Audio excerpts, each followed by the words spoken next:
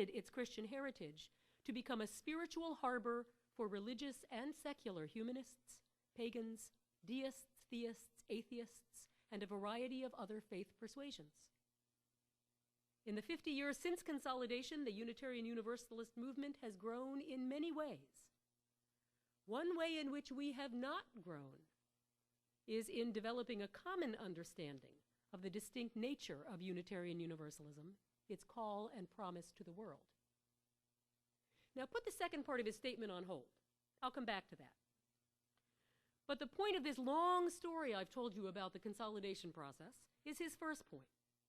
Our movement made a very intentional choice in 1959 to fling wide the doors to a wide range of theological perspectives. They chose to prepare the way for many of us sitting right here in this room, for so many people who long for a spiritual community that does not force them into boxes that bind the very spirit they are trying to nurture.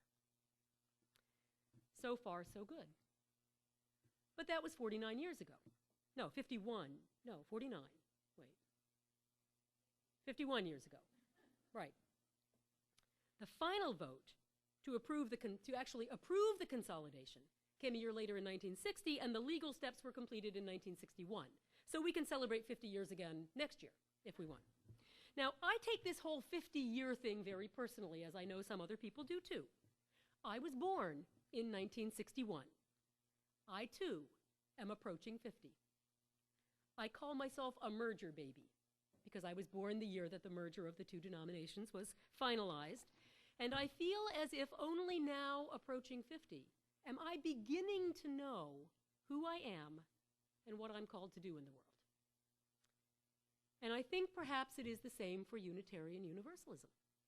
We've spent a long time reveling in our freedom, enjoying our adolescence as a movement, if you will.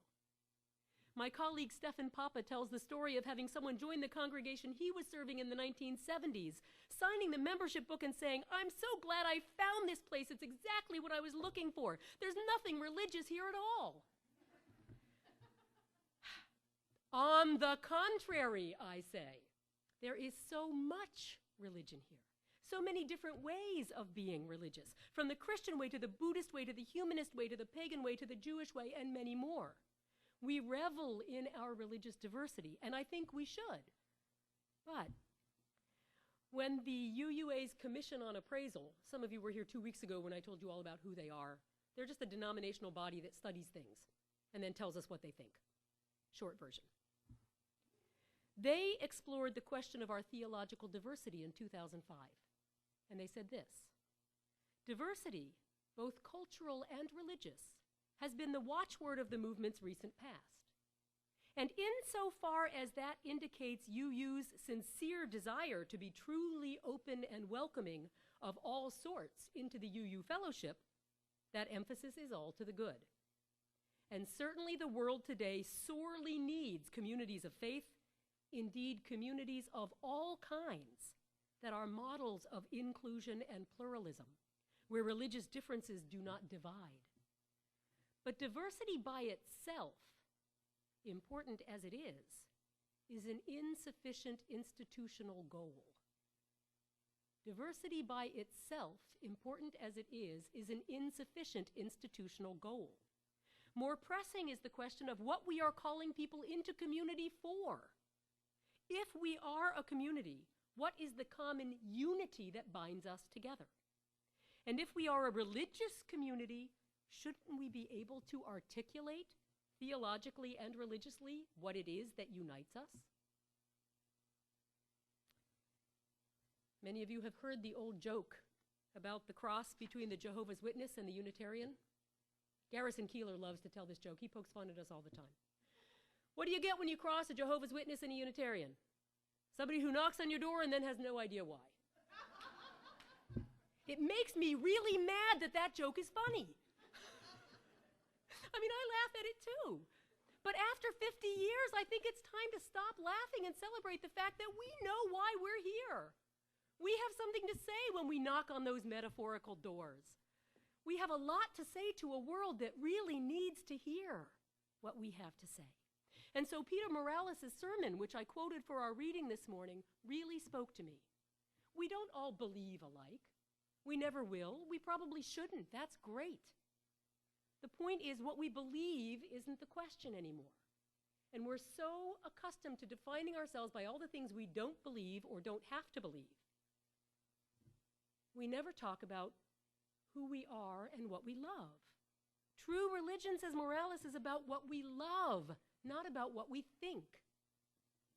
Then he goes on to say, when we focus on what we love, we ask life's essential questions. We ask questions like, how shall I live? When we ask the question in community, it becomes, how shall we live together? What shall we do together? When we focus on what we truly love, we discover something wonderful. We discover that we love the same things. I want to give you two examples. This weekend, one yesterday and one this afternoon, I have two different religious services to conduct. And usually when I do weddings or memorials for people who have no connection to the fellowship, I charge a fee. It's my personal time. They hire me to do it. But both these cases made me stop and think. Yesterday, I conducted a memorial service for a 95-year-old woman who lived in Upper Bucks County.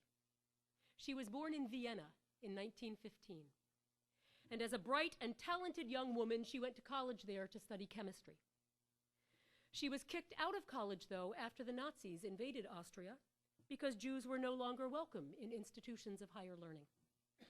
She then fled across Hitler's Germany alone at the age of 21 into Holland and was eventually able to come to the United States. Here she married and raised 3 sons, all of whom spoke beautifully and movingly about their mother yesterday. She was a secular Jew, deeply aware of the dangers of fundamentalist thinking of any kind. Her spiritual depth was found in the earth, in the beauty of the natural world. She was progressive politically and socially. She sought like-minded souls, and she found them in a small Unitarian fellowship in Fountainville, Pennsylvania. No longer active, I'm afraid. She was a member there for nearly 65 years. Where else could this woman have gone? Her beliefs and mine may have been different, but she loved the natural world. She loved her fellow human beings. She lived her life out of that love, a deeply ethical and giving life, and she knew why it mattered. So I asked her sons, one of whom is a very active member of the Unitarian Church in Schenectady, to make out their check in whatever amount they chose, not to me, but to this congregation. Because I felt very clearly that I was not acting as an independent agent yesterday. I was representing a congregation and a movement, honoring this woman and her life. So that check will be the first official contribution to the minister's discretionary fund that we're trying to build up, which we can then use to help members of the congregation or the wider community who find themselves in financial need. Then this afternoon, this afternoon I will be joining 2 women in Holy Union. That's why I'm a little more formally dressed than I sometimes am on Sunday. I'll be going straight there. I mentioned them a few weeks ago in my sermon, one of them a Catholic from Italy, the other from a Mormon family, neither currently practicing their family's faiths. They wanted a non-traditional but deeply spiritual ceremony that would convey the depth of their love and lifelong intentions to their much more traditional families, both of whom will be in attendance. Now, at the risk of conjuring up images of Dan Aykroyd and Bill Murray, who you gonna call? They knew they needed a Unitarian Universalist minister to conduct this ceremony. And again, I feel that this afternoon I will represent not just some independent agent in the community who does weddings, but a religious tradition that goes back hundreds of years that honors the inherent worth and dignity of every person, and justice, equity, and compassion in human relations. So I made the same request of them. Now, once a year, the Unitarian Universalist Association asks all of our member congregations to hold what they call Association Sunday, to lift up the work of our